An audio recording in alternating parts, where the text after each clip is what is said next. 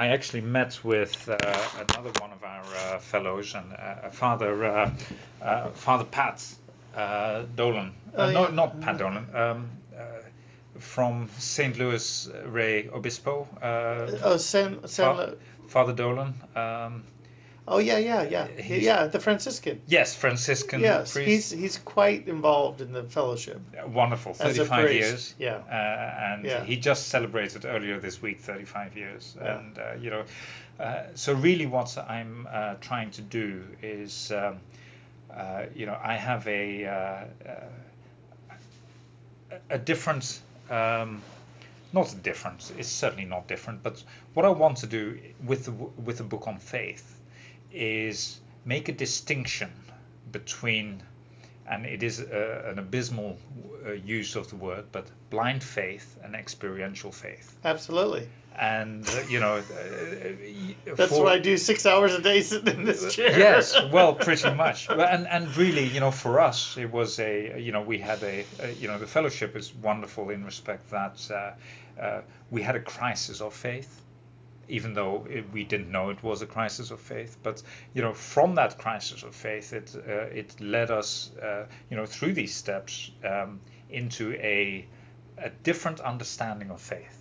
Oh, absolutely. And which is one which a lot of people struggle with. Yeah, intellectual versus feeling something that's actually in your bones. Yes. Yes, and for me, like that spiritual awakening, for instance, is very much the difference between knowing and feeling. Once we move it from the intellectual from the head to the heart. Spanish has a great word for it. It's the difference between conocer and saber. Saber is brain knowledge. Right. Conocer is intimacy between people. That and is they wonderful. both means to know. Yes, yes. And that's a distinction you're making. Yes. Yes. And because relational. Yes, and so many people that I know, and not just in AA, and I'm sure that across you have the it spectrum. too, is that they want to skip steps 2 and 3 because no, I have a very strong understanding of God and I believe in Him intimately, and so let's move on. And what occurs then? But I'm not going to surrender my will. I think my plan's fine. Well, that's it. Yes. So, and really, what I want the book to be about is one about if you really trust God, then why do you feel the need to control your environment? People, places, things. People, places, and things. Yes. So. Because it's supposed to bring you to freedom. Yes. Yes, and really, and I think one of the problems. You're preaching to the choir. Keep going. Well, no doubt. And I certainly don't mean to preach. No. But you're on it's interesting that you come to the same understanding that I have. Right. Because by taking those steps. Yes. It's a transformation process. Yes. That brings you into a real relationship with God that you can work with. Yes. And you let Him be creator. I'll be the creature. What do you want me to do? Indeed, and really, like. And I think it's a sickness of society in many ways. A spiritual disease is that sickness of society where there is a lack of humility.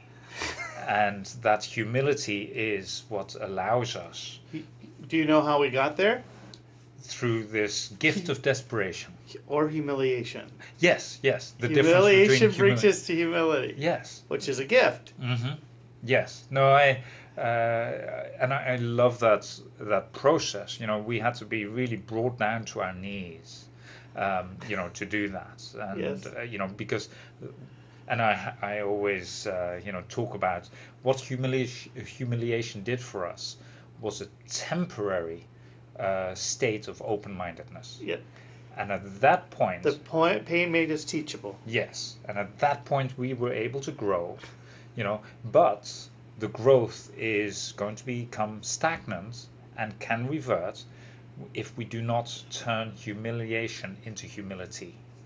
And, so... Know thyself. Right. But what I'm trying to do is, because essentially all of this could be all of my books in the same thing. In fact, all of the books pretty much are going to repeat themselves in many different ways, or essentially, but I wanted to do it in such different ways and with a different perspective and focus. So, I totally understand what you're doing. Well, thank you.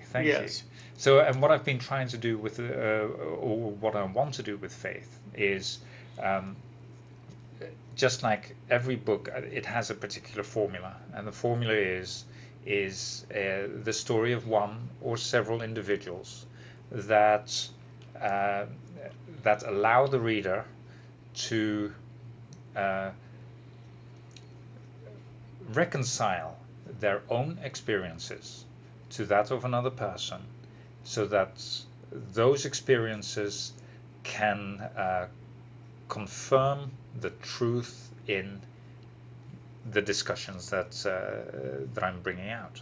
And I think essentially, which is this beautiful process of the strength of AA. Hmm. It is our own personal stories become the be-all end-all, because that is what allows another person to reconcile with their own experiences. And Our then, vulnerability gives them yes, permission to enter into it. yes, and then find hope, and then move into, move into faith and Hmm. things like that.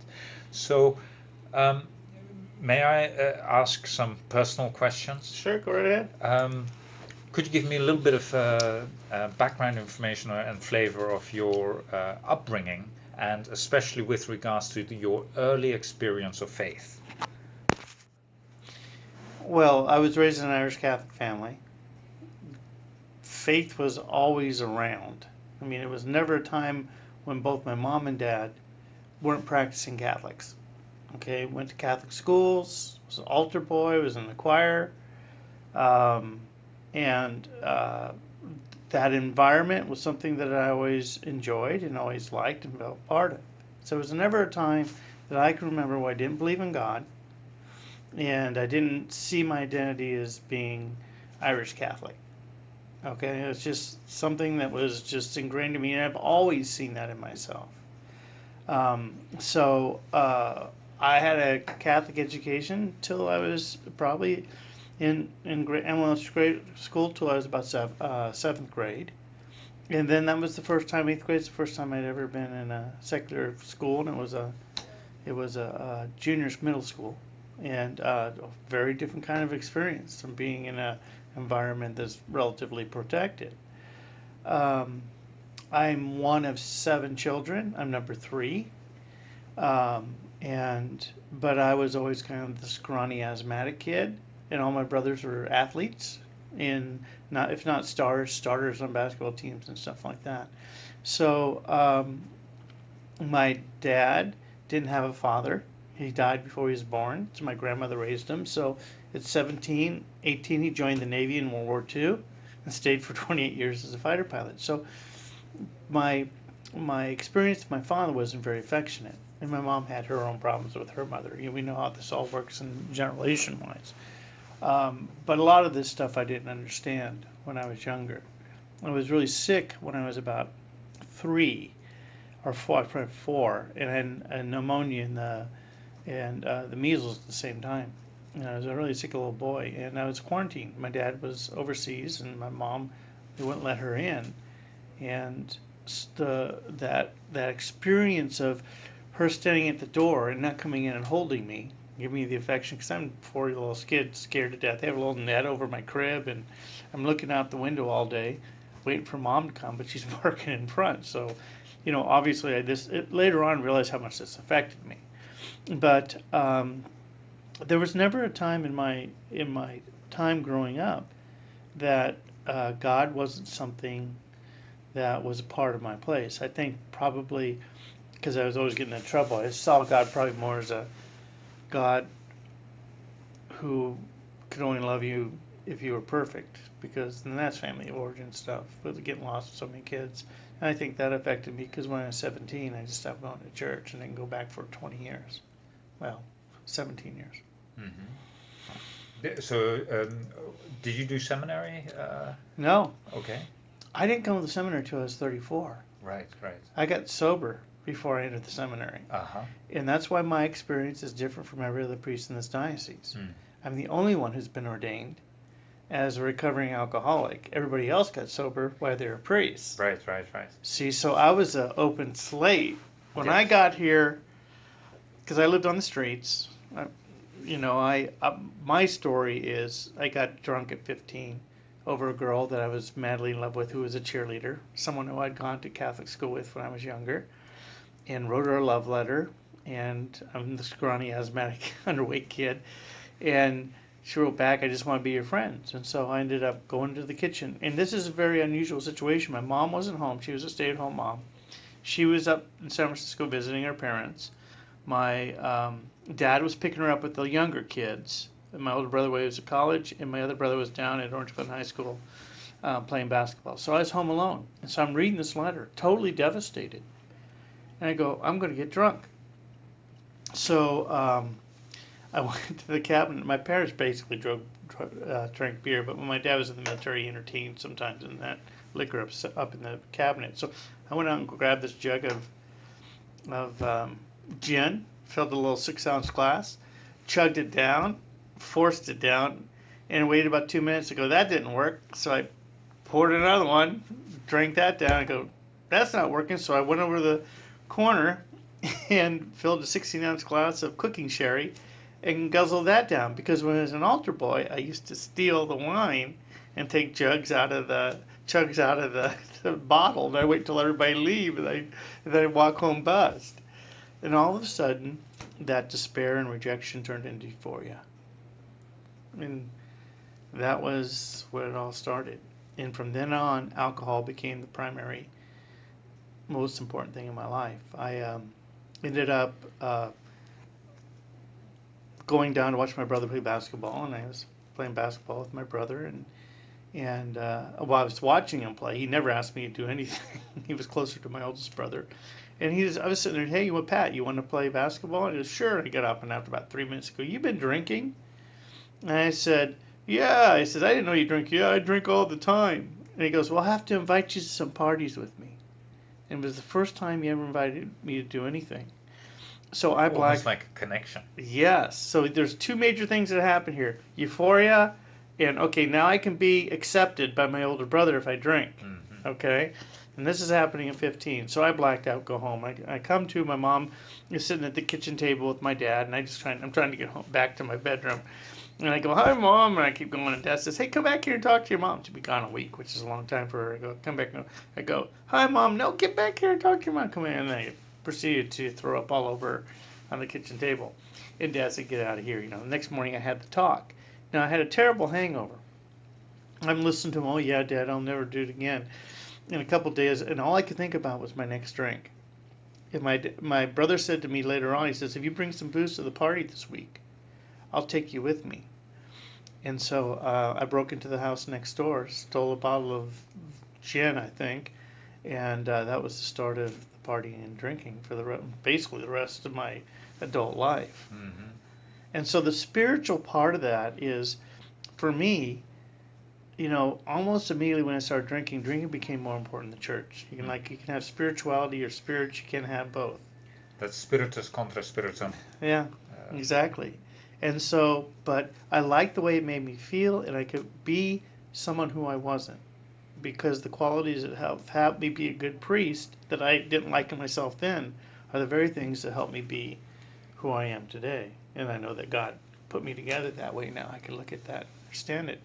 So my upbringing was, it wasn't abusive. There was none of that stuff going on. Maybe a lack of affection from parents that, for their own reasons, weren't able to learn how to do that. At least with the boys, they were great with my sister. So at 18, I basically was out of the house, and most of my jobs were bartenders. I was sure. a bartender. Want to stay close. And I never could get past that. I would go to school. I did very well in school, but I got a scholarship to the University of California. After about 21, at this point, I'm drinking every night. Okay, at 21, and I was a manager of an ice cream parlor in Escondido. And I decided that, I didn't want to do this. So I went back to school and then started working in restaurants as waiters and bartenders. And I got a scholarship at the University of California, ended up going to the University of California, Riverside, and never finished. I got to the second quarter of my senior year and never finished. Partying became way too important. Yeah, and I didn't know who I was, and I didn't know what I wanted to do. Mm-hmm. That was the other part of all this. During this time, were you attending church frequently? I stopped at 17 Right. and then just went when I was home or Christmas or Easter, so just the major parts. Hmm. And this is how I understand. I knew a lot about faith. I knew a lot about Jesus. And I had tons of head knowledge. Okay, but the image of God I had created was something I realized if I was going to do the things that I needed to do to make myself feel better, I couldn't do what I thought God was expecting me to do. So I just gave up. Right. Yes. I so I was raised in a very Christian Dutch Reformed. I was adopted by Dutch parents into a very small Dutch village, very strong Dutch Reformed. But my parents were atheists in many ways, especially my father. My mother had, some faith in that way, but um, they. My father very strongly felt that intelligence and science were uh, much more able to explain what was going on in the world, and so and he felt that the dogmatic practices that some of the churches offer are really taking away from a spiritual journey. So he was reluctant to let us go to church. I remember I was dying to go to church because all my friends were there. Every Sunday is like, look, they're all at Sunday school. Can't I go? And like, which is a very odd concept for anyone that's gone to Sunday school. But Yeah. I felt left out in that respect. But because of the school that I went to, we had a very strong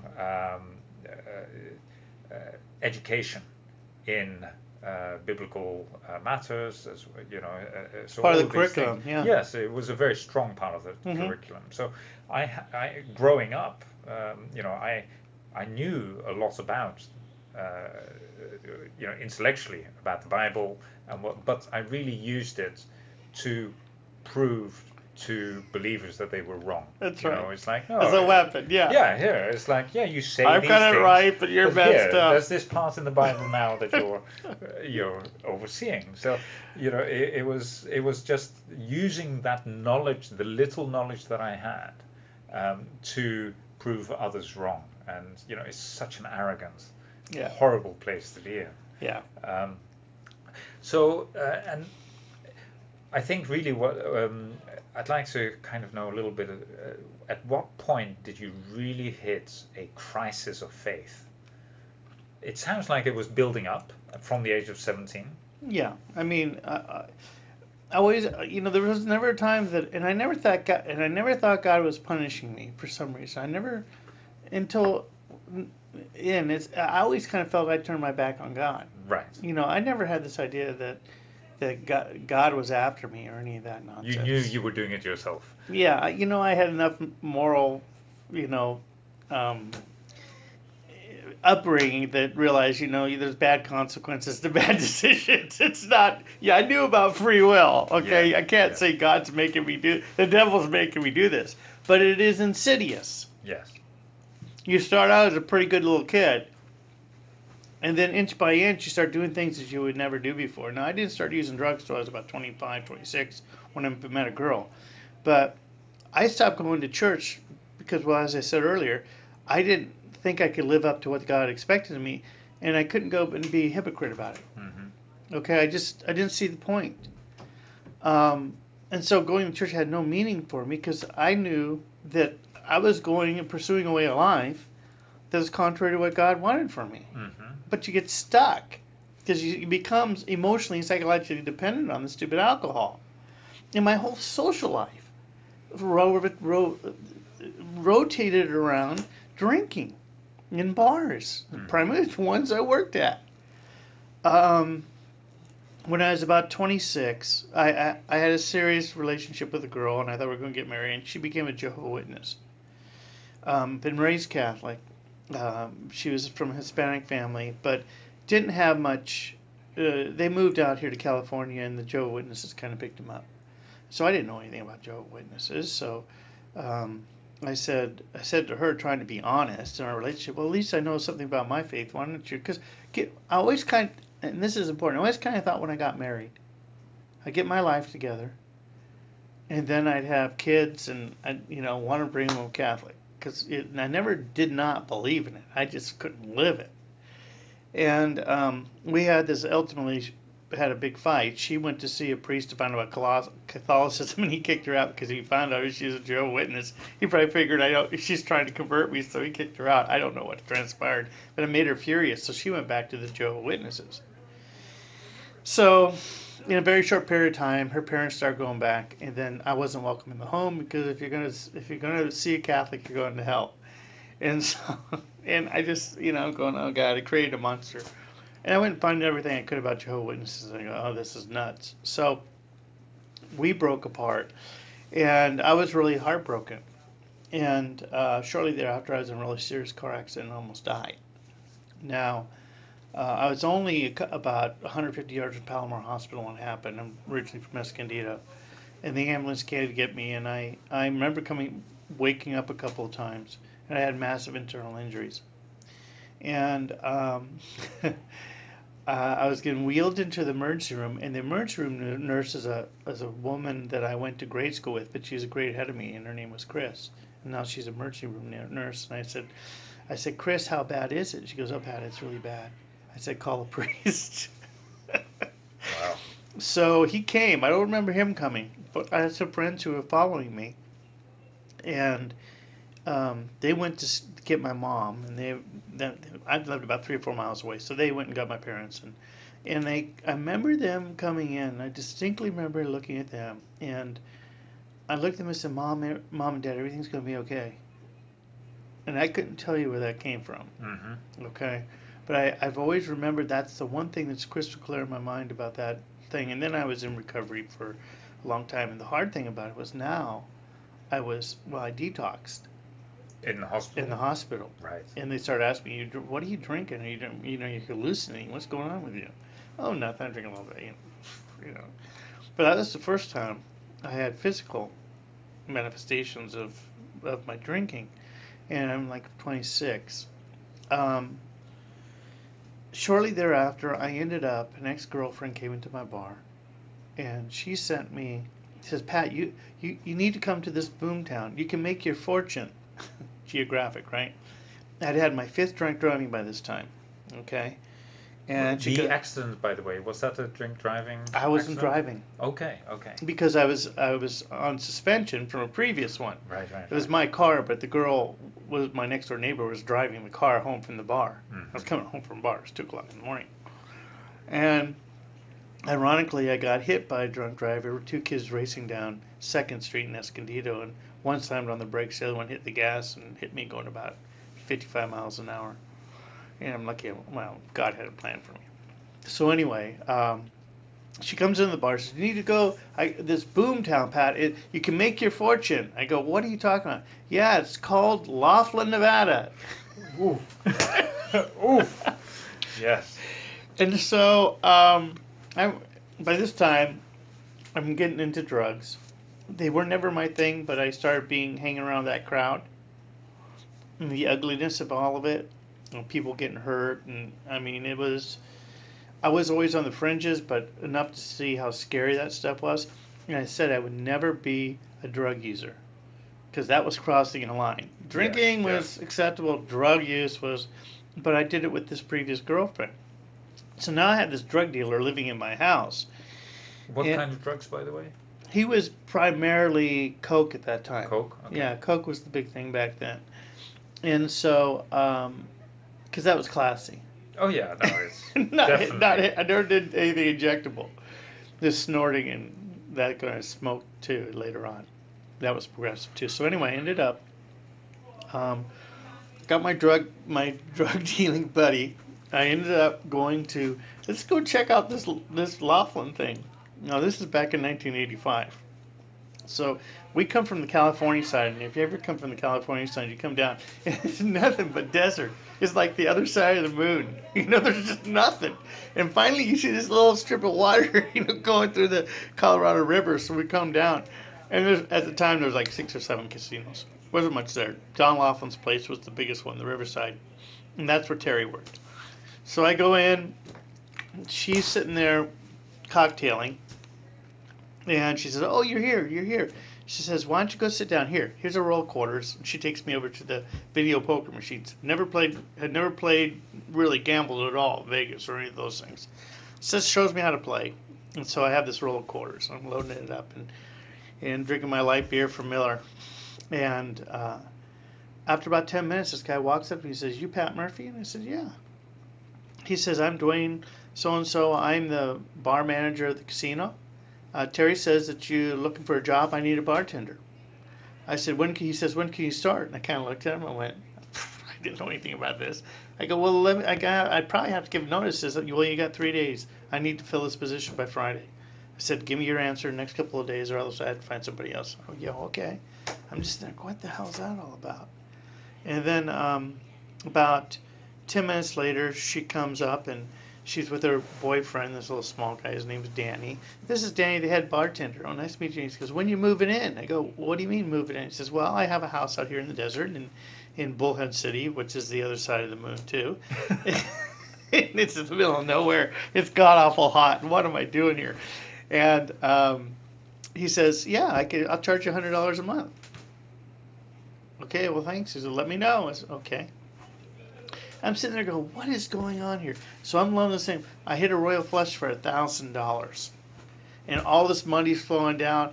And Chai, I sat there and I looked up to heaven and said, "This must be your will." You've given me a sign. This is a sign from God. Right. Probably more of the dark angel. Yeah. Now, without going into too much of the story, 4 years later I was living on the streets. Mm-hmm. And that's the nadar, okay? That's when you have no purpose, no place to go. You're just surviving, and you're still thinking you're okay. Mm-hmm. As long as I could steal, as long as I could beg enough money to have my gallon jug of the cheapest vodka I could drink, and a loaf of bread with some mustard, because mustard doesn't spoil in the desert. Mm. Okay, and I had a library card. And I'd go to the library, check out a book, and I'd sit by the Colorado River getting drunk and passing out. And at night I'd break into this house that was for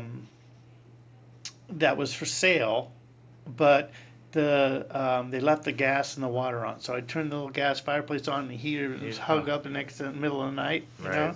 And then I try to keep clean, but then I have to wipe everything down so people wouldn't know I was in the house. Right. So you couldn't leave any signs that you've been there to find. So I had a little watch with a alarm on it. So I always get up at 5 o'clock in the morning, sneak out before the sun comes, so the neighbors wouldn't see me. Right. So it was just a horrible life, as Such you can a imagine. hustle. Such a hustle. God, just there's so much work just to exist, and you're nobody. People don't see you. Mm-hmm. You know, it's like you're non-human. Yeah. And I remember walking to the Catholic Church, which is like 3 or 4 miles away. It was a long way from where I was, and in the desert. And I remember going into the church and saying, "God, help me. I can't keep doing this." Now, I was on the streets for about 8 months, as much as I can tell. And finally, they sold the house I was sneaking into, and it was on my birthday. I was 30, just turned 32. And I called home. Now, my parents didn't know if I was alive or dead. They hadn't heard from me for a year and a half. And they'd sent people looking for me and stuff. So I called, and said, "I need some help." Well,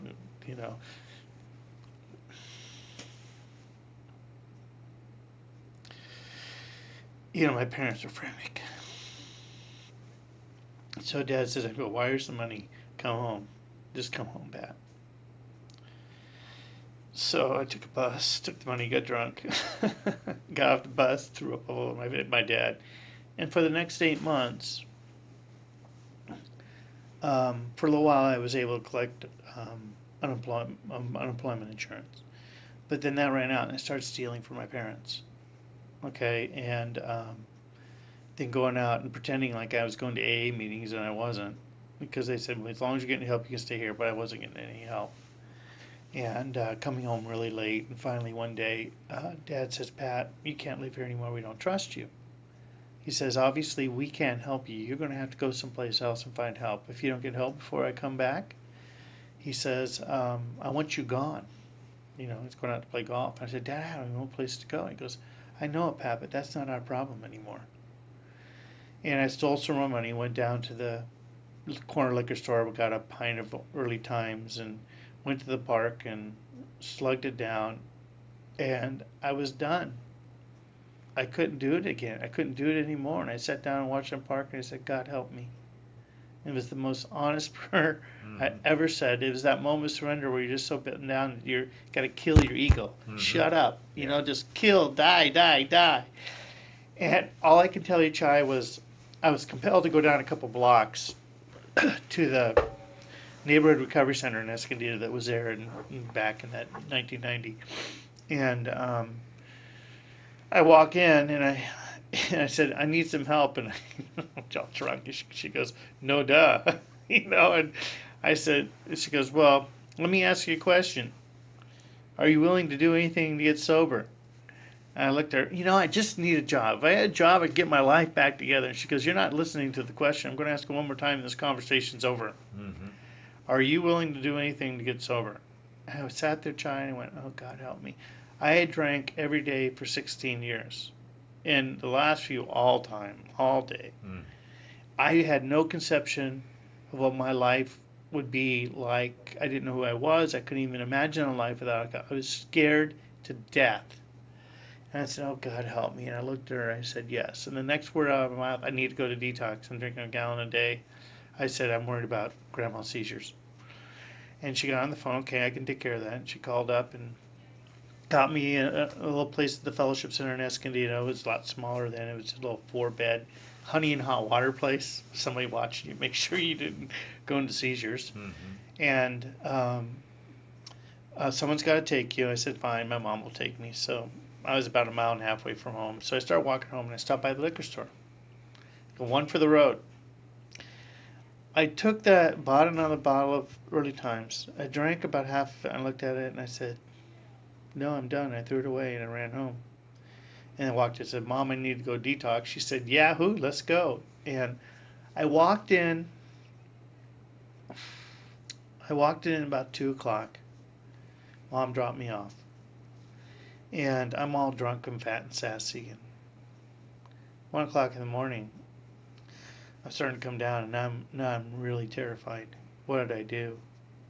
And the guy next to me goes into grand mal seizures. So the guy calls, and they come down from Palomar Hospital, about 50 yards away, the other side from the accident. So Palomar Hospital's right there. And they come, and they strap him down. You know, the sirens are going, and they come away, and I'm going, now I'm really afraid. Wow. Then the guy next to him goes into grand mal seizures. Here comes another ambulance. And I'm sitting there just terrified, waiting for this to happen to me. And Chai, I had this experience of God's love come over me. I've had a lot of people praying for me for a long time. And I knew it was Him. And I knew they loved me in spite of everything I had done. And it's this certainty and this knowledge that everything's going to be okay. And I fell asleep. Next day, H&I comes in. I'm sitting there and they're having my really first AA meeting. And they made me read how it works. And me and this other guy were at the table, and the 2 people from H&I, Hospitals and Institutions from AA. And I read it, and as I read it, I just knew I'd been running away from God. And because I'd lost everything, basically closed my back. And my parents loved, but not support, because they knew that wasn't helping me. I knew that was the answer. I just knew that's what I had to do. And from that moment on, it was like, taking the steps was easy to me. My life's garbage. Take it. You got to be doing better than I could. Right. And so I was so teachable because I just couldn't keep doing the things that I was doing to the people I love, but couldn't stop myself. I know and I was in such a place that if God didn't help me, I was done. And ever from that moment, there's never been a moment in my life that I know that God wasn't working in my life. And I know that I'm not in control. I don't want to be in control. And I'm happy just doing my part in telling the story, what it was like, what happened, and what it's like now. Right. Experience, strength, and hope. What date was that? I got sober on the 14th of January 1990. Wow. Yeah. And and let me know how you're doing for time. We got another half hour. Wonderful. Could you tell me a little bit about your journey to being ordained? Yeah, I'd be happy to. Um, oh, it's just such a crazy thing. Okay, so the first the first 2 weeks I was in, I got it after 8 days. They told me, okay, you gotta leave. You're sober now, and we need your bed. And I didn't have any place to go, so I called. I called home. I called home, and Dad answered the phone. And I said, "Yeah, I've had this spiritual experience, and I've read the 12 steps. I read the 12 and 12. It's what I read, and it just made an instant connection. It all made sense. Um, and so the God part was never been a problem for me. Now that I knew that, okay, I'm giving this up, going to God was a very easy thing for me. Um, and and trusting Him because I had no choice, I think. And so uh, I called home, and Dad says, "You're not coming back here." And I said, "Can I talk to Mom?" So I talked to Mom, and they came and got me. We went home, and we're sitting in the kitchen. My dad's is a retired Navy captain. He was an aviator for 28 years, so he's been in command, and he's but a very straight shooter and never swore. Okay. Um, and so I'm sitting there talking to my mom about the spiritual experience. She's been praying for me forever. She's, "Oh, great, honey, that's wonderful. I'm going to AO." And she's just over the moon, right? I'm looking at my mom like this. Now my dad's laying against the refrigerator over here. He's going like this, and I'm waxing elegant about the experience. Beautifully, And right, yeah, right, so right. I did this. I'm in pink cloud to the 10th degree. When I get done, and my dad looks at me and goes, "Pat, you're full of shit. I wouldn't trust you as far as I could throw you." I looked at him, and I looked at him. I said, "Dad, you're absolutely right." I said, "I've done nothing to earn your trust in a long, long time. But Dad, this time it's different." He says, "Okay, we'll see. We'll see." And so we reached an agreement that if I ever left the house with either one of them, I was gone. Okay, so I had to stay in the house, pay for the house confinement. And then when I couldn't get into the fellowship center, the place where they had a defect center, which was the recovery home for men in Escondido, um, they had a outpatient kind of program that you would go all day and night. They pick you up and you have to go home. So Dad said, "Okay, I'll take you there, but I'll come pick you up. But you can't leave either the house or that, because we just don't try." I said, "Okay, I totally agree to that." And so after 3 days, I got accepted to the fellowship center, which is usually a couple month wait. I don't even know how God was working in the midst of that. So for the first 2 weeks in your recovery home, you're in this like barracks area with all these other guys, a bunch of guys, maybe 12, 14 guys. And you can't go anywhere without somebody accompanying you. After the first 2 weeks, they allow you to go as long as you follow the rules by yourself. Well, what happened almost immediately? Um, I started remembering all the stuff I'd suppressed and all the dark stuff I'd been involved with. It all come floating to the surface. And all of a sudden I realized, you know, I'm in trouble because I can't run away from this stuff now. And I didn't know what to do. And so I eventually, as soon as the 2 weeks were up, the only place I could think about was to go to church and come down here and go to confession. And so I went down to my home parish in Escondido, St. Mary's. And I go walking in. Now, I hadn't been in confession in 20 years. And last time I was in confession, it was like you see in the movies where you get the little priest behind the curtain, the little slidey thing. Yeah. Okay, they always show it that way now. But something had changed. Okay, so I go in, and the people are standing in line to go to confession. I go sit down. I'm looking at these people, and I go, I can't go in there. God's not going to forgive me. The priest isn't going to forgive me. I mean, I'm too ashamed. So I get up and I start walking. I get to the door. I stop. I go, man, if I go out there, I'm going to drink again. I can't do that. It'll kill me. So I turn around and sit down. And I go, no, I can't do this. And I get up. I do this about 3 or 4 times. And people kind of look at me, what's wrong with this guy? And finally, the last person goes in. I'm sitting there, oh, God, help me. I don't want to do this. Oh, God, I don't want to do this. And I mean, because some of them are pretty ugly. And um, finally, the last person comes out, and I go, "Oh God, help me!" So I get up and I go in and I open the door, and he's sitting there, and there's another chair across from him. I said, "Oh, sorry, Father, wrong door. I'm looking for the slide thing." "Oh, no, no." He says, "No, this you got the right room. Sit down." "What do you mean sit down? What do you mean face to face?" You can see me. I was like, "Oh my God, this is not anonymous." Well, he doesn't know who I am, but like he's gonna see me. Yeah. I go, "This is really bad." So I sit down and I go, "Oh my God." And then I said, "Oh God, help me." I go, "Father, forgive me. It's been my sins. It's been 20 years since my last conviction." I kind of cringe. And he says, "Welcome home. The Lord's been waiting for you for a long time."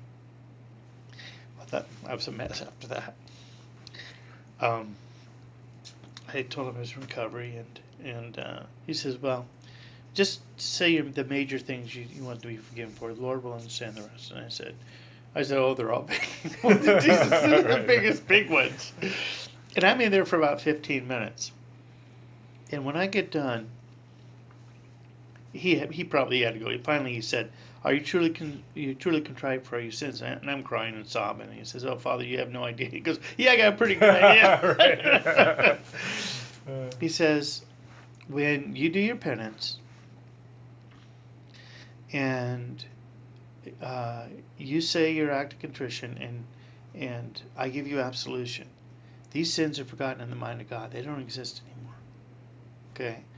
So the most important thing you're going to do here is forgive yourself. Don't let the things of the past determine who you are today. This is like getting rebaptized. You're a new creation. Go be the man God has called you to be. Okay? And leave the past. Remember it, but leave it behind.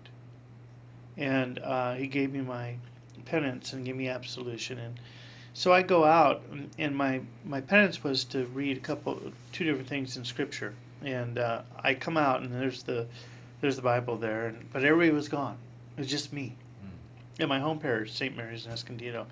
That was where I went to grade school, and I moved all over the country. But this is a real formative time for me. That was my favorite place, was St. Mary's. And so I go and I sit down in that pew and I pick up, and he gave me two things to do. He says, read Psalm 51. And in Psalm 51 it says, "Oh, wash me, I shall be clean. Oh, wash me, I shall be whiter than snow." It's a psalm to God about, your sorrow and contrition. And so I'm crying. And then he says, "I want you to go," and then I want you to read Luke chapter 1, 26 to 56. And that's when Mary goes to visit Elizabeth, and she's pregnant. And she says, "The Magnificat. My soul proclaims the greatness of the Lord. My spirit rejoices in God, my Savior. For he has looked with favor on his lovely servant. From this day all generations will call me blessed. The Almighty has done great things for me, and holy is his name." And I had an experience of Jesus holding me, just as much as you're sitting right there. And that's the day I became a disciple. That's the day that God really became real for me. And that's the day everything changed. Something changed inside of me. If you look up here, that's a picture of me in Baja, California. 1989, Thanksgiving. About 5 weeks before I got sober.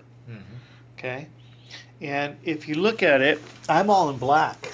The silhouette all in black. Yes. Now I'm actually looking down and reading a Tom Clancy novel, and there's the jug of vodka. Wow. Okay? And the mother we were in an RV with my brother and his friend, who's a quadriplegic, which was their sons. They were neighbors who lived across from my parents. I've known them for a long time. She comes up and Thanksgiving dinner is ready, and so she comes up behind, "Hey Pat, it's time for dinner." I said, "Oh, go bleep yourself. Leave me alone." Yeah. And so she walks back down, and then she stops and turns around and clicks this picture. Then leaves. Okay. 6 months after I got sober, I moved back with my parents. Okay? And she walks across the street and she hands me this picture. She goes, "Oh, I took this when you were down. Thought you might like it." And I always kept it because it helps me remember what God has done for me. But all the clouds are breaking up, and God's love, His grace is going. All I need to do is look up. So this picture is called Forgiven. This was what the experience was in church with Jesus holding me. Here's the mallet, here's the nail, and I can't go a step further, okay? But He'll love me where I'm at. and I'm totally exhausted. And finally, I surrender. And that was what this experience was like. So as soon as I got sober, as soon as I could get out of there, I started going to AA meetings, and I found one at 7 o'clock in the morning in Escondido. I went every day for 2 years. Now, I found a God I could work with through the 12 steps. Okay? It's part and parcel of my spirituality. Mm-hmm. Okay? And the more that I got healed through the 12 steps, the more I understood how God was working in my faith. But it did totally crack open how I used to think how God works. Because I knew there's a lot of people sitting in these pews who wouldn't call themselves Christians. And God was powerfully working in their lives. So I realized God's going to be God and do what he wants to do. Okay. It doesn't require my acceptance or... Yes. Yes. And it's such a beautiful place to see how God loves people. And if you're just open to it, transform lives. I've been going to that meeting for 20 years. 27 years now. Coming up on 28. And I go back, there's still people there, because my sponsor started that when there was just 8 of us. Mm-hmm. And so it's always home. Okay? And AA is just part of who I am. So I was just happy being creature, a recovering drunk, and I started going, so I go to Mass every morning at 6:30.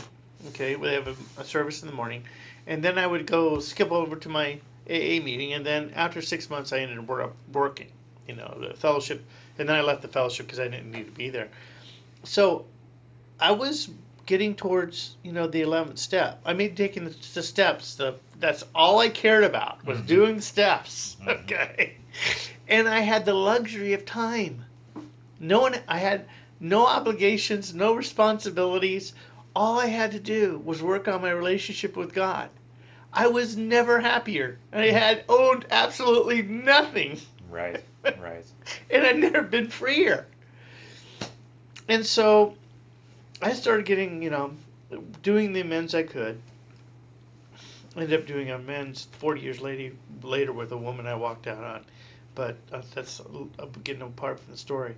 And then I kind of got the 11th step, and then I started going to church every day and saying, okay, start the prayer meditation. What's your plan? I'm totally yours. Take me ever you want to take me. And I met a girl at church. Now, she was, when I first got to church, I'd be really way in the back. And she'd be up in the front. She was gorgeous. She was attractive. She had a beautiful glow about her. Had a great relationship with God. Everything I always wanted in a wife. Okay? Sexy, just the whole package. She was a dental assistant. And so I started working my way up the pew until I got behind her. And part of the service, she did this kiss of peace where you turn around and shake hands or give a hug or whatever. So we became good friends. And I was real honest to her with her. I said, I can't get involved in a relationship the first year. I don't got anything to give away. I need to work on my relationship with God. So she was real patient about that. But as obviously we were attracted to each other. So I'm thinking when I'm going to church and praying in the evenings after I get off work, then in my mind I'm thinking, this is the plan. The 1 year plan. Yeah, this is the plan. God's brought this girl into my life, right? Yeah. And so then I started saying, okay, what's the plan? What do you want me to do? One day I'm just kind of sitting there in front of the church, across, and saying, what do you want me to do? And I'm looking down the pew, and I see this novena of the Sacred Heart of Jesus, and that's a prayer that you say for 9 days. Novena means 9 days. And it says, pray this prayer for 9 consecutive days, and your prayer will be answered. This prayer has never failed. And I'm thinking, what's a bunch of superstitious nonsense? But too many things had happened to me. And it was way across the church, and I barely noticed it. And I got up, and I walked 4 sections over to get this tiny piece of paper and said, oh, what the hell? I said, I did it. I said, do you want me?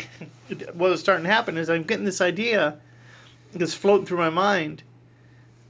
Priesthood.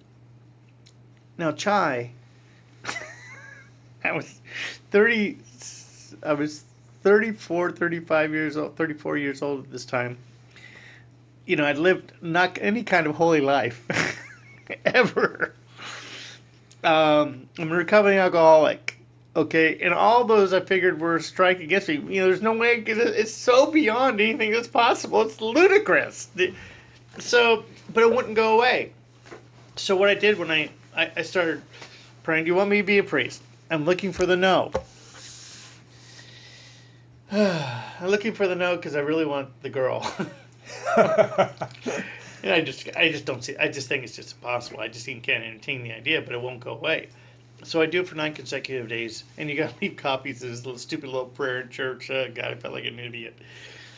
After 9 days, no inner voices, no locutions, nothing. So okay, great. There's my no. So I'm walking home to the fellowship center. It's about a mile and a half away, so I'm walking, just having this conversation with God. How about the girl? Is that what your plan is for me? So I go walking through the front door of the fellowship center. There's a young man walking towards me. His name was Jaime. He was early 20s at the time. And I said, "How's it going, Jaime?" He says, "How's it going, Father Murphy?"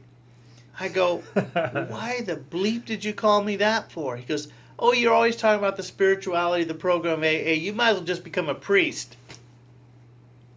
The hairs stuck up on the end of I'm going, "Oh my God." I went in my room and I cried. I said, "You got the wrong guy. It ain't happening." All right.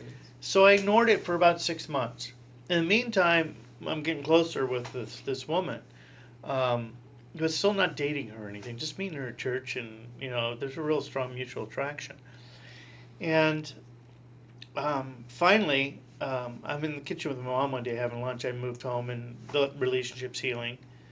And I say to Mom, I said, "Mom, I know this sounds kind of crazy, but I think maybe the Lord's calling me to priesthood." And I thought she bust out laughing because I really did put my parents through hell. She looked at me and said, "Pat, I've always seen that in you." I go, "What are you talking about?" Right. And she goes, "Pat, I don't know if you're called or not. Why don't you just go down and talk to somebody? If they tell you no, you can move on with your life and put that behind you. But if you're having a question, you need to have it answered." Oh God, it's so embarrassing. I don't want to talk to anybody, Mom. So over the summer, I eventually went down to talk to the vocation director, who's now a very good friend of mine. I went down and I kind of said, "Well, I told him a little story that I just told you. And I know it's kind of crazy, but I figured I'd just stop by and, have you tell me I can't, it's a dumb idea. That it isn't possible. It's not possible. I'm too old. I'm recovering. I'm drunk who's gotten sober and, blah, blah, blah, blah." And he goes, "Well, hold on." And so I said, "Well, I got Father, thanks for talking to me." He goes, "Sit down. Where are you going?" He says, He says, "Pat, you've had a powerful conversion experience. Why don't we just see where this goes?" I go, "What are you talking about? You don't have to be nice to me. Just tell me no. I'm okay with a no." He goes, No. We're going to have this retreat in next month, and about people are interested in the priesthood." I said, "Oh, Father," he goes, "I'll tell you what I want you to do. Now, on your way home, I'm going to make a call." So I made the call, came back. He goes, There's a pastor up in Our Lady of Mount Carmel on the way back to Escondido from San Diego. It's on the campus of USD, the seminary. And I want you to stop by and talk to him as your spiritual director before you enter the seminary and see what he says." Okay. And he's waiting for you. So I take off and I go to Our Lady of Mount Carmel. It's in Pensaquitos.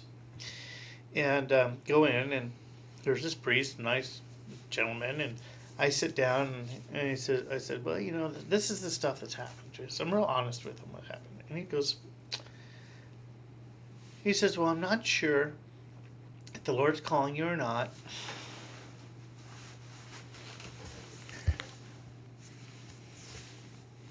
10-year token from Alcoholics Anonymous. He said, "But you got to keep walking those doors until they close." Right. I'm going, what the hell is going on? And so I'm just stunned.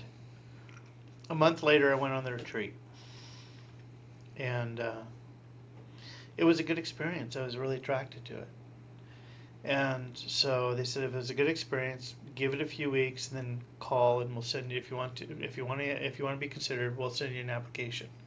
I go, "Okay, well, I simply have to say no. They're just going to tell me no, which is the answer I'm looking for."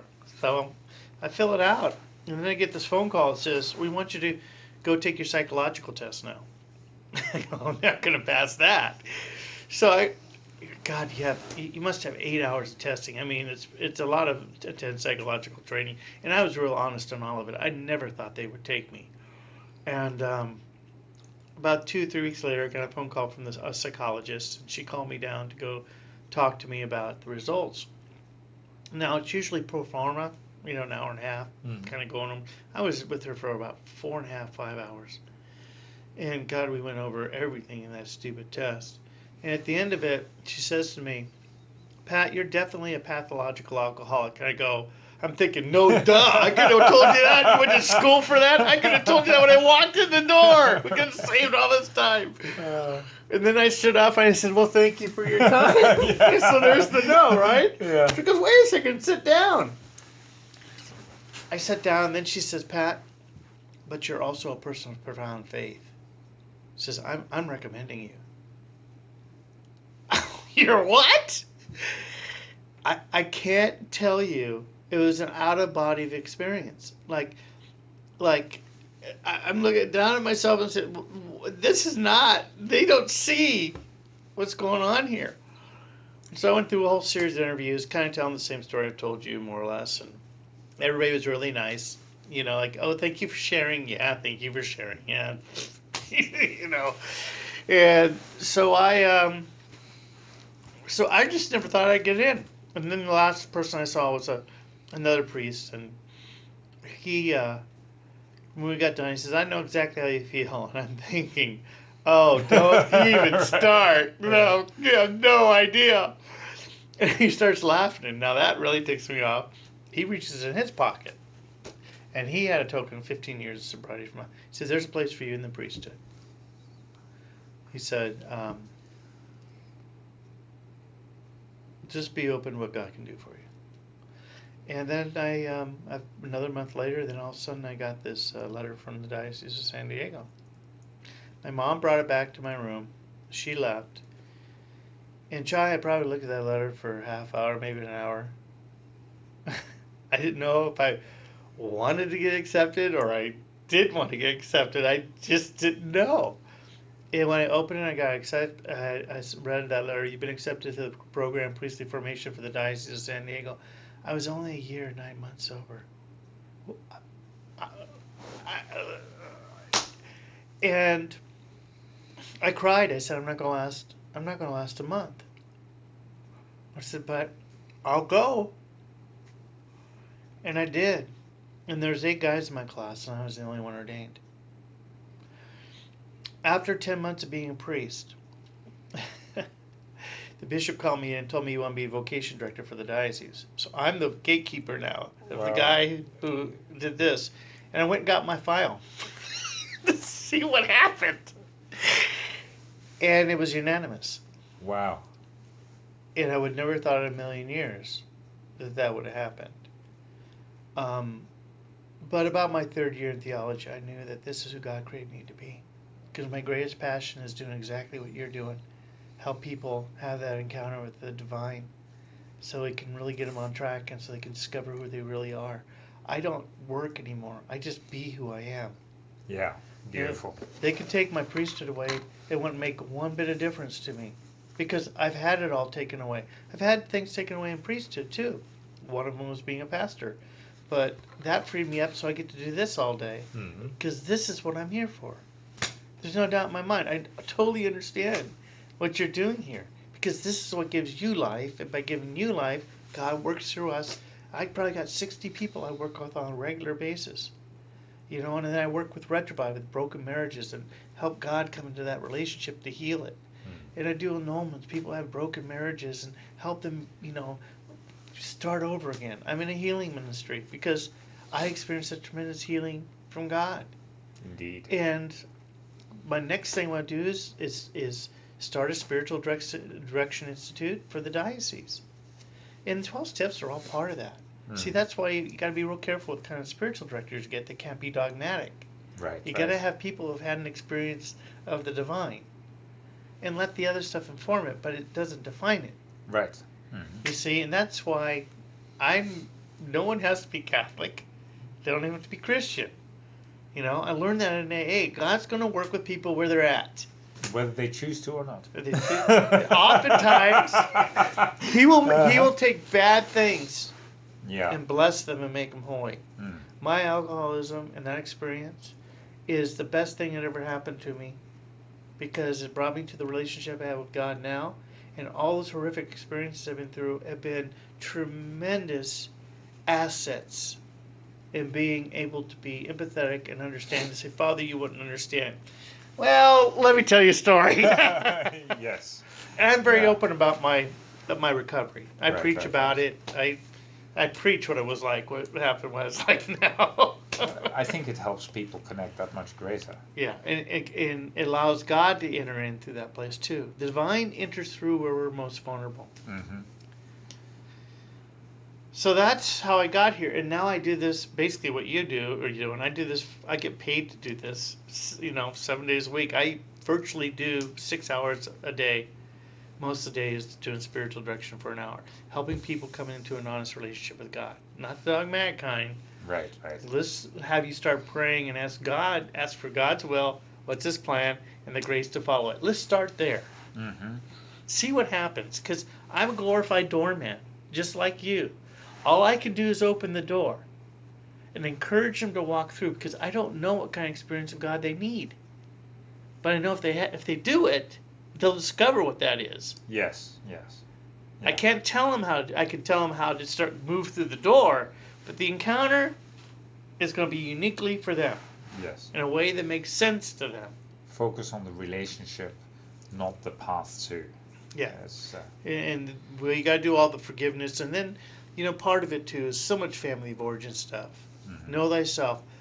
Find the little girl or the little boy you were supposed to be Mm-hmm. before all the garbage happened. Yes.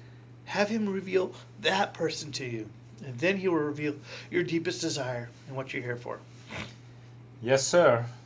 So I understand, and Jesus says 3 things, and that's why I love the title of your book. Over and over and over again. And when we get to this side and we have this kind of growth in spirituality, the Gospels make so much more sense, because Jesus is talking from this side, Right.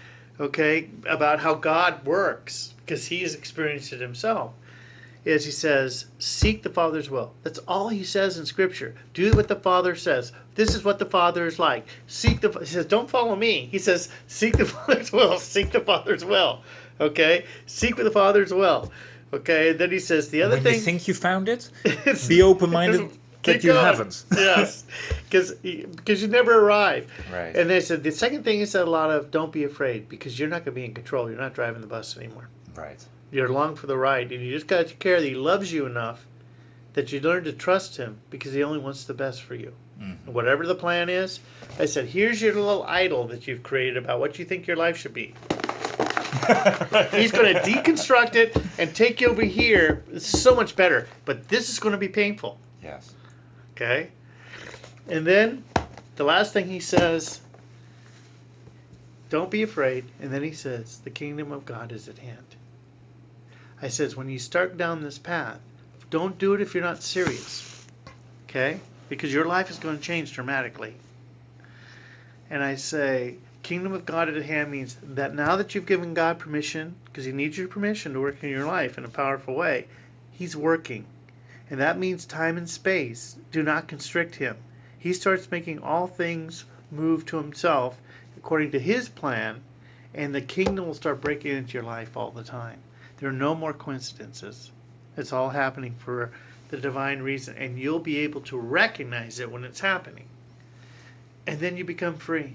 Know thyself brings you to freedom, and that little gerbil you have running in your head, that little cage, it goes away because you're not trying to control the world anymore. Indeed. Yeah. Wow, thank you very much. Would you be willing to have consequent meetings with me? Yeah, if you'd like. Sure. I would very much like to. And if you would consider, I think I'd like to move towards making you my central, because of the history. I think it's very that that miserable past is of such great strength, you know, and it's absolutely necessary for people to be able to reconcile with that absolution, with that. Yeah. And so, if you would consider allowing me to. We can talk more about it. A lot of people have said to me, Pat, you should write about your story. And I go, I'm more concerned about the present and helping Right, the people right. in front of me. But I don't know, maybe you're here because the Lord sent you. Maybe, and Maybe. maybe. So I hope you'll have a moment also to read, you know, my formula, Yeah. how I'm trying to do this, and whether this would be. I'd be interested because I got a formula too, and a lot of it's personal experience, Mhm. and then recognizing the other part of it, and I don't know how much you're aware of this, is Father Dowling's story. No, You don't know who Father Dowling is? I do not. Father Dowling, AA has a book on Father Dowling. See if you can look it up. It's published by Alcoholics Anonymous. And Father Dowling was a Jesuit priest from Omaha. I Yeah. do. I have read it. Yes. I have. It's been a while, but I have read it now that you. And his yes. influence on the 12 steps. Yes. Okay. Yes. I went to Omaha, Creighton University, where the Jesuit university is that Father Dowling went to.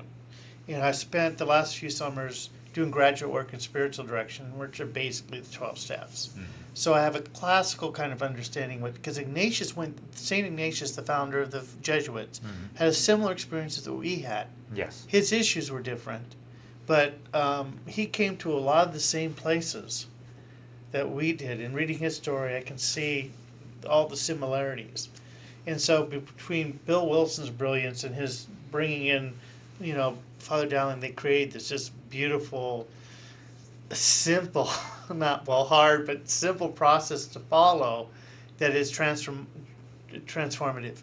It is unbelievable. Yeah, it's the biggest spiritual movement of the last 100 years. Well, in many ways, it's. I think certainly for you, myself, and millions of others, it is what has made sense, or rather, it was the teachings Uh-huh. required for the teachings. Yes. It is what has made the Bible, the teachings, the everything Everything else make sense. It's like Jesus says, don't build your house on sand. Hmm. You got to get rid of that and get down to the core thing about being a child of God, and that's where it all Solid starts. foundation. That's where your identity lies. Right. If you right, try to right. get it from anything else, Yes. it's going to fall apart. Yes. Yeah, and so that's why the pain is so important, because it sweeps away all the idols that we create about how we think the world works. That has to die. Hmm. That absolutely has to die in total radical confidence in God's plan and His will. There's no room for ego. The ego, I mean, literally had to kill that thing that day in that park. I said, Right, I'm not right. listening to you anymore. You're killing me. Yes. And you don't realize how much your ego drives you in the decisions you make. It doesn't like surrendering. Yeah. It fights it every day. Okay? Sir. Thank you. I'd be happy to read this, Chai. I'm actually very interested to see how. It's interesting how a lot of times we get to the same place. I will give you two. Oh, this is- One for you to give away to somebody who might need it. Okay. If I could leave you my card. Okay? I live in Rancho Bernardo, Oh, okay. and I can cycle here and or drive a car. But I would love to have ongoing conversations. Sure. I got a lot out of it, and also that would allow me to discuss sort of like where I want the book to go. I have a feeling that I think you and I are very similar in our approach to that, and also give you then, if you would like to stay involved, the power to for that decision making as well. It's Okay. not something that I'm Where do you know Claire from? from AA. Oh, you know her from the meetings. Yes. We attend the RBEB, the Broken Yoke Yeah. meetings Yeah. in the morning, and so and we have a similar sense of humor, and I have a lot of admiration for her, and she uh, she likes my message, so Yeah. it's connected us. Well, this I just love how this works. I do this 6 hours a day, and I see it happen in some people's life when they start cooperating. And it's just, God, it's just a wonderful way to live. Your being here isn't a coincidence either. There's just the fact I know it. that how this resonates. That's how God's working in my life. He does amazing things. Yes, sir. And all I do is sit back and watch it. Miracles can begin once we let go of control. Yeah. And that's when you recognize. I mean, Yeah. I have a very strong, really all the differences are language. But for me, my spiritual awakening is really can be explained by true gratitude, and I never, up until then, a lot of in AA, I explain that, if you're a newcomer, you don't understand because you don't understand what true gratitude is. I mean, what you're doing is practicing gratitude. I'm glad these things happened, and it's like phew, and luck and whatever. That's a great way to put it. Yes. Yeah. And the practicing of gratitude must not be mistaken for what true gratitude is, because true gratitude is a spiritual awakening. It is, when we're looking for a burning bush, but in true gratitude, the world is set on fire, and everything just makes sense in that brief moment. Yeah. And one of the things that I try to explain here, which is going to be a thread that will continue in the other books as well, is one of the importance of understanding the temporary nature of everything. That is the one thing that we wash over a little bit in AA. If we understand how everything is temporary, then we can understand that everything comes and goes, that it's natural for our feelings to ebb and flow, for all of these things, and that we don't have to beat ourselves up for these things. Yes. So that understanding is of great importance.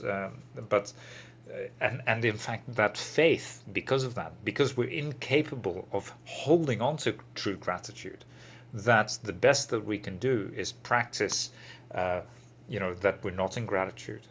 Step one, in many ways. And the secondly is knowing that, I can be in gratitude, have the hope, and the third one is that acceptance and allowing gratitude to come back into our lives. So really cha-cha-chaing the steps 1, 2, and 3 through every aspect in our lives, because every time we do step 3, then we can return into gratitude.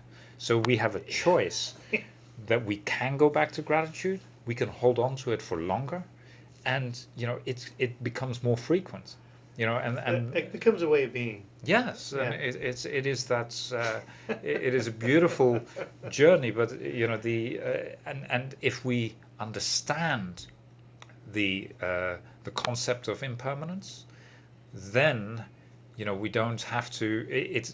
We can return to gratitude quicker and more frequently. The process of letting go, yes. Yes, absolutely. it becomes easier. Yeah. And that whole self, that's the beating up of self, and the guilt, shaming. It's like, no, it's a process. You allow it to come, and you allow it to go away.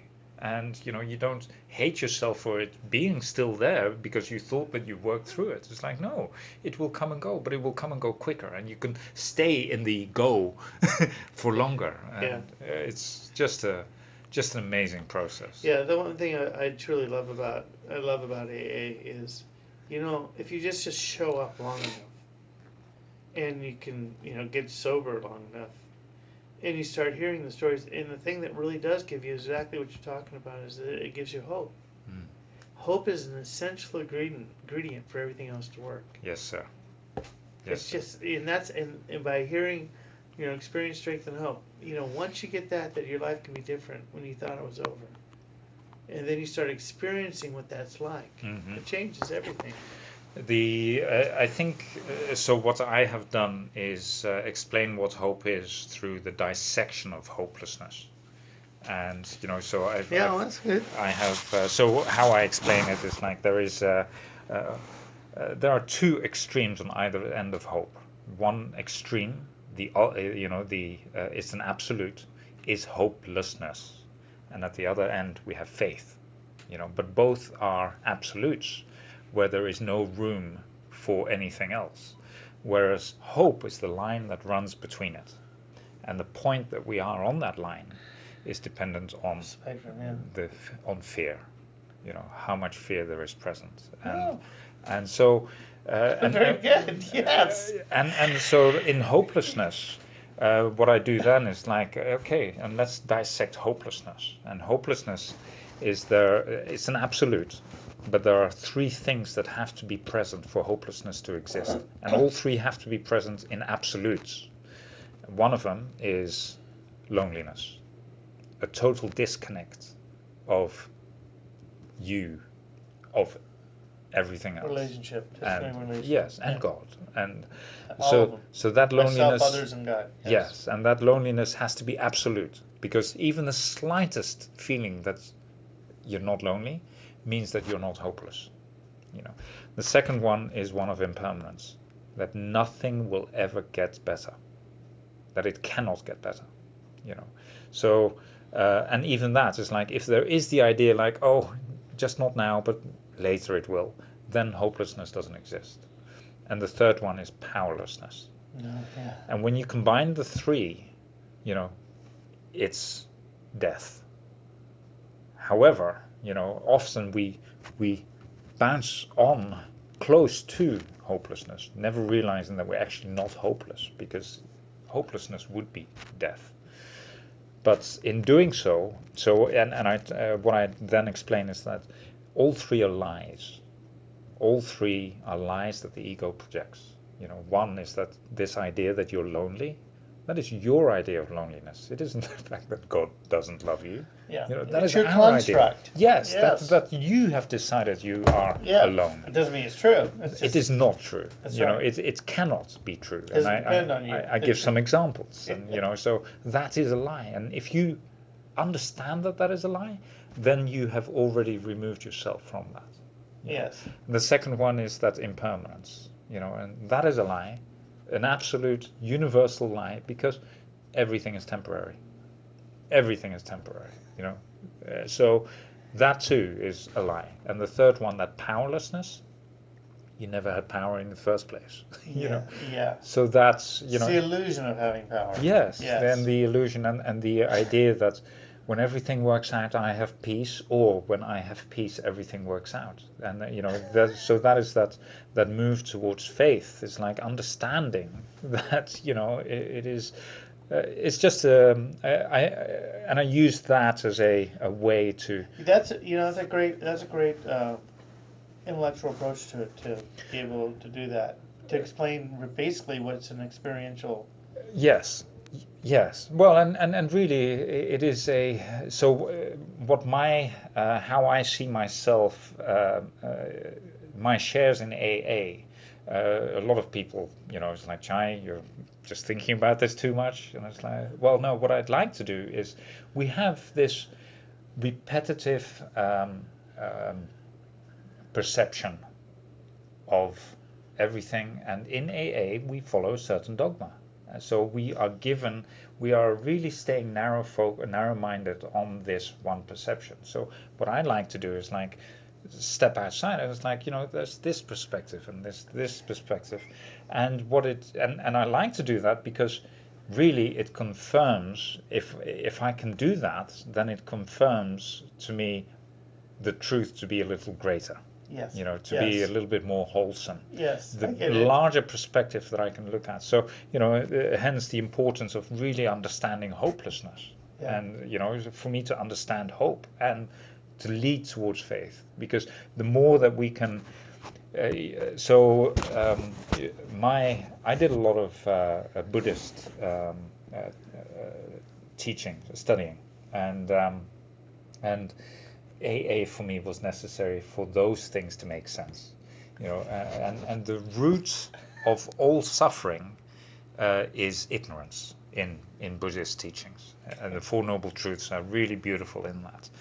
And one of the ignorance is, we suffer love the most, so the ignorance of what love really is. And and ignorance really is not understanding. Now, when I look at cast that idea that all my suffering comes through ignorance or through not understanding, then I can see that, my perceptions are just not big enough. I've always just had these narrow perceptions, and it's like I need to have a greater perception to understand at a deeper level, which means that I then move closer to love, that I move closer to understanding, away from suffering, Yes, I and get it. into love. And Yes. so,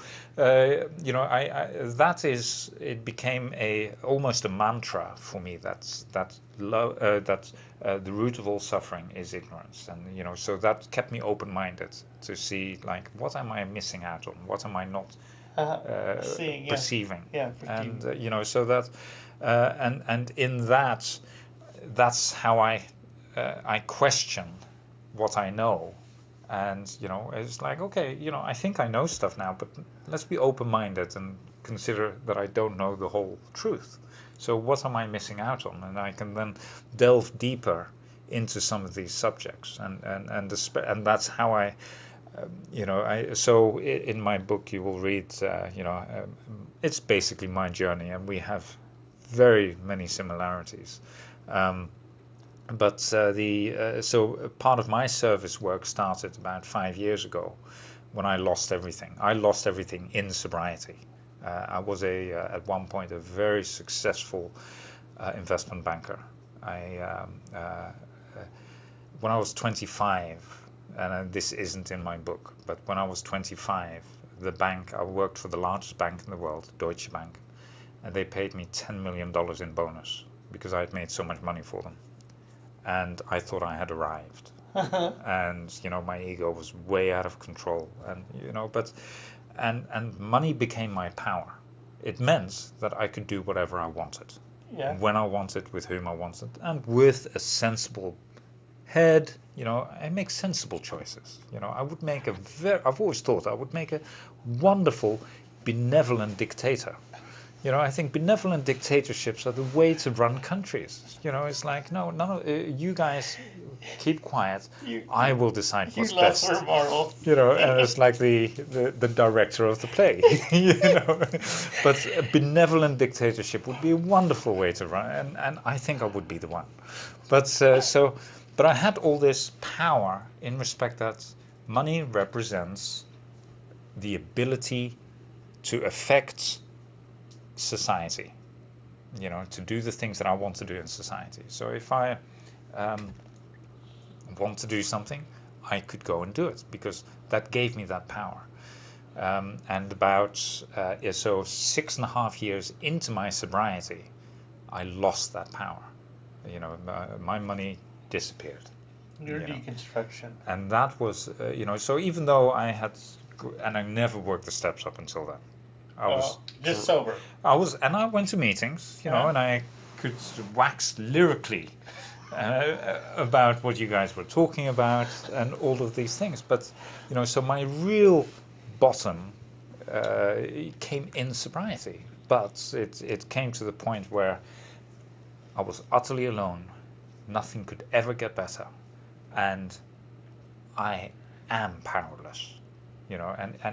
For years I was in this deep depression, and I am naturally not a depressed person. I'm naturally a very energetic. So how many years were you stuck in there? 2 years. Yeah. Yeah. And so then, like my house, I built a 7,000 square foot log home up in the mountains in Utah. I bought the land on eBay. It was just, you crazy Americans sell anything on eBay. It's like, sure, here. Went to a builder, pointed at a picture. It's like, build me one of these there. And, he was like, really? What? But this one day, my bank was empty.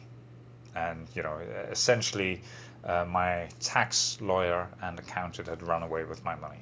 It was out in the Bahamas, a little island called Nevis, and the IRS had blown up Nevis. So, these people bread and butter had disappeared, and they were like, okay,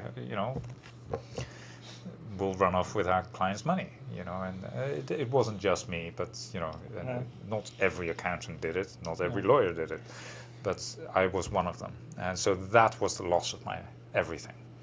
And at that point, it became essential for me to see that it isn't me anymore, and Yeah. that it was like, okay, I Yeah, I get it. if there is something, if there is something. I then I opened up a sober living home because somebody needed, I was sensible, and, it's like I needed a roof over my head, and someone's like, Chai, could you help, take care of the house? I'm like, sure. Hey, do you mind if I bring some other people who kind of really need help? And they were like, okay. So I opened up a sober living home and ran that as a charity for 5 years. And in that process, I was asked by a very expensive private rehab in Utah called Cirque, $65,000 a month.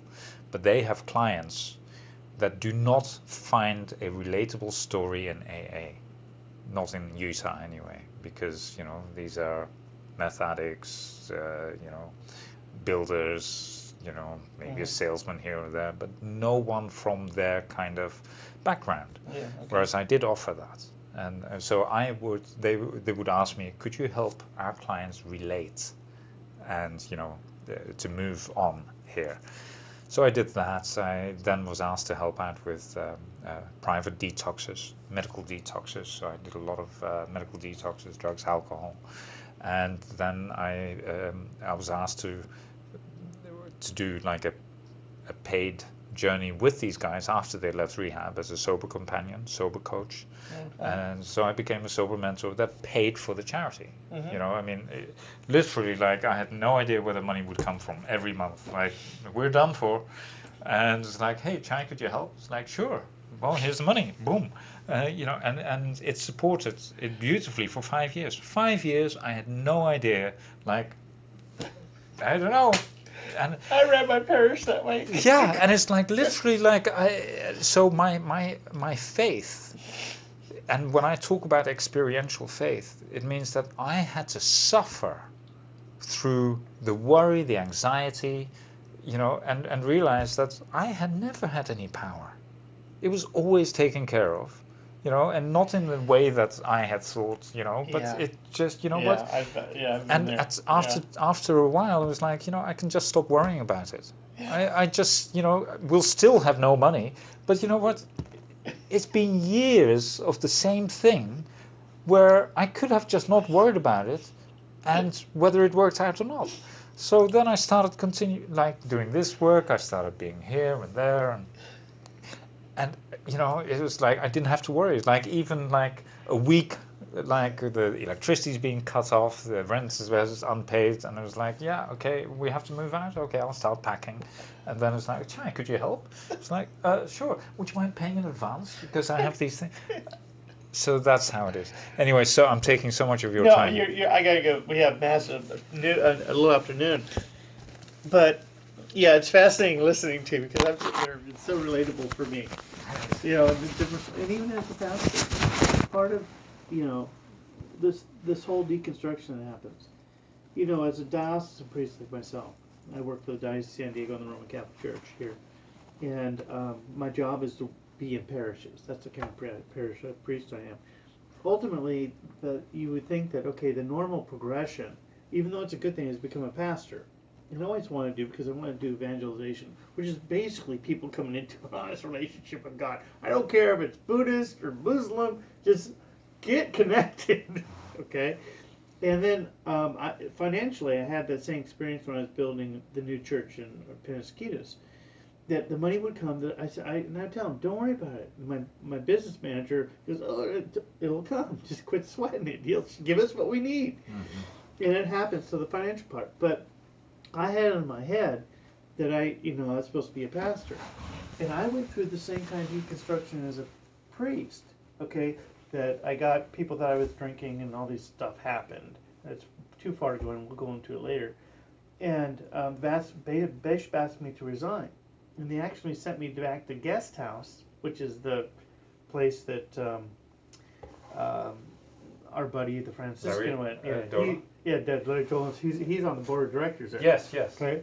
So I go back and go to the Mayo Clinic, and they through their testing can tell by the enzymes on your liver if you've been drinking or using drugs. Yes.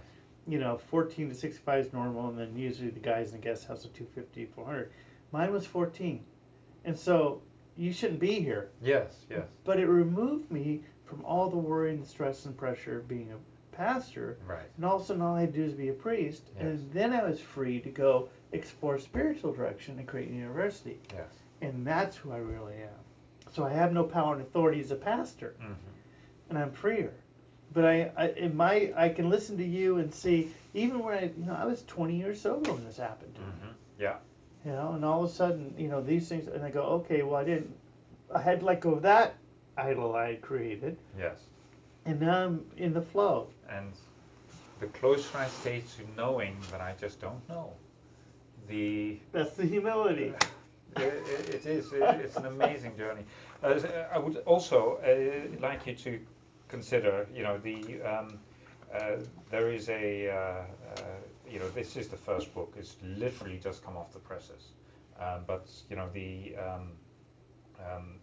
there is a need that the proceeds, some of those go to charitable movements, Sure, and I would be very happy to, like on the Book of Faith, to contractually, make sure that these things go to those things. But if you would find another time, I think just that would be. You schedule time with them, Mm-hmm. okay, and we'll sit down and talk. Well, thank you so Okay, much. I have an open calendar. I don't keep my own. The hours that I have available, whoever comes, comes. Okay, like I always let God take care of that. Wonderful. And I show up. And I can speak Just to talk the to lady Dora, at the front. and the other one's Lori. Both of them do my schedule. Okay. Okay. I do this one day at a time. I look at my calendar the day before. Oh, look who's coming. All the freedom in life. Yeah. It's been joyful, my Thank friend. you so very much. Do my best to Claire. I certainly shall. And This has been a real gift. I'm,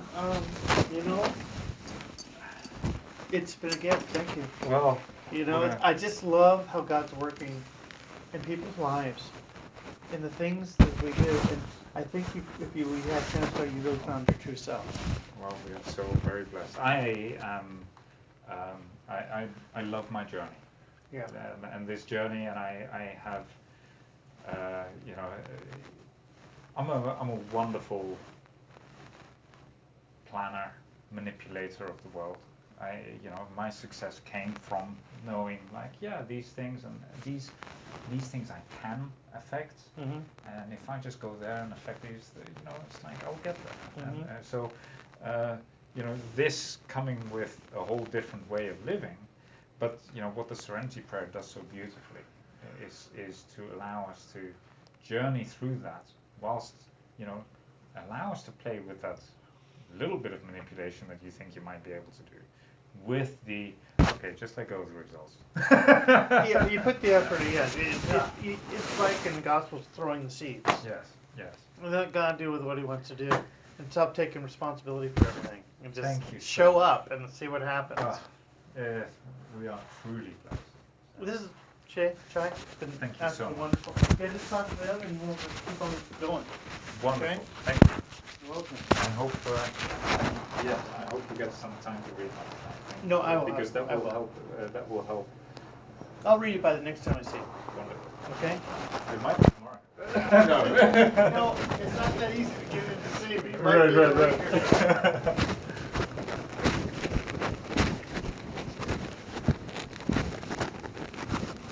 Yeah, I'd like to make another reservation. Okay. We can go. Sure.